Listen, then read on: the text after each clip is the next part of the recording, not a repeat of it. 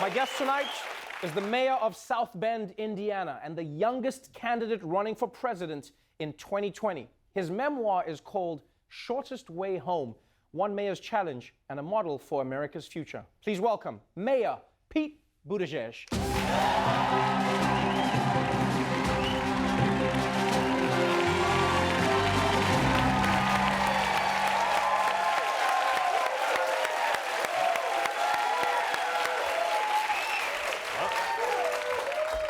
Welcome to the Daily Show, Mayor Pete. Thank you. Thanks for having me. So good to have you here.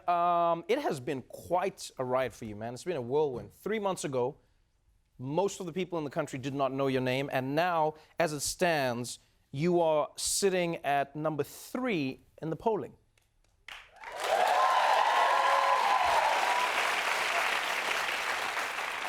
Why do you think your candidacy is catching on like wildfire? I think it's actually all the same reasons that made my candidacy kind of unlikely. The fact that I'm a mayor at a time when people are frustrated with Washington and looking for different sources of leadership. Right. The fact that I'm from the industrial Midwest, which is a place that Democrats have sometimes struggled to connect with. And the fact that I'm from a new generation, which I think raised some eyebrows early on. But I think it's one of the reasons why it makes sense to do this. And I think all of those things that we thought might be constraints when we got into it have actually help demonstrate that I'm not like the others and I represent something different. I think you're not like anybody, to be honest.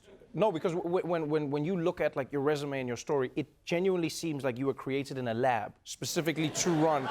No, I mean, listen to this. This is who Mayor Pete is, just a little bit. I mean, listen to this. You have someone who is a Rhodes Scholar, a war veteran, gay and religious, speaks multiple languages, and you're from the heartland. You also have executive experience. Like, what's the major scandal? You should just tell us now. There's gonna be, like, where are the bodies? Are they in the basement? Are they? No bodies. No bodies.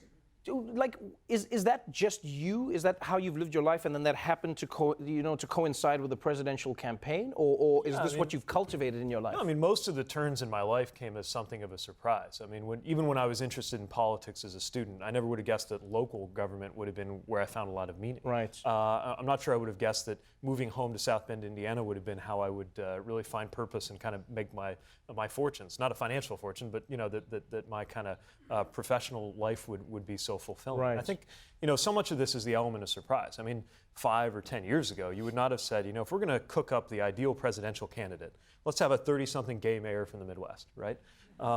It's almost like you've come about at a time when society is at a place. Yeah, I mean, at no other time in the last 200 years, right, would somebody like me have fit a presidential campaign. But we're living in this moment, maybe the only moment for the last 200 or the next 200 years. But I think when you're deciding whether to run for any office, what you got to do is you look at the moment, you look at the constituency, the district or the city or the country or whatever office you're running for. Say, what does it call for in this moment? And to my surprise too, at first, I realized that this is a moment that just might call for somebody like me.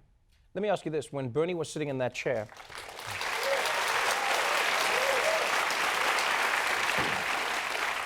when Bernie Sanders was sitting in that chair, I asked him if he thought he was maybe too old to run for president.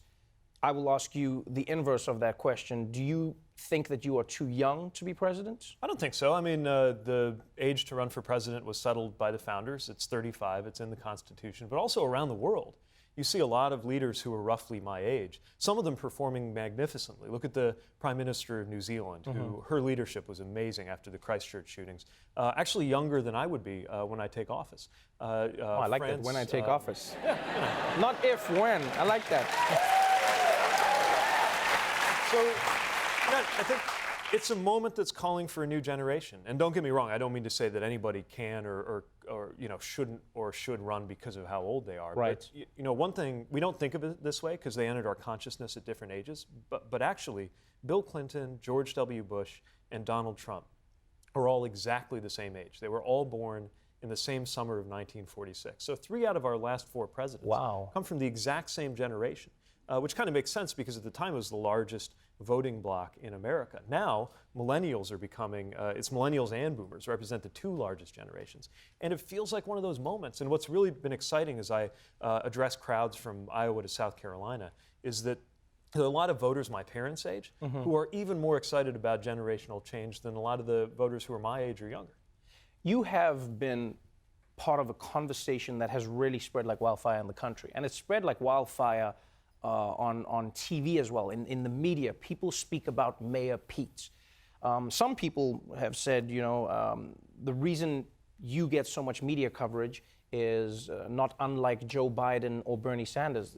Some people say you're benefiting from white male privilege, where the media wants to cover you.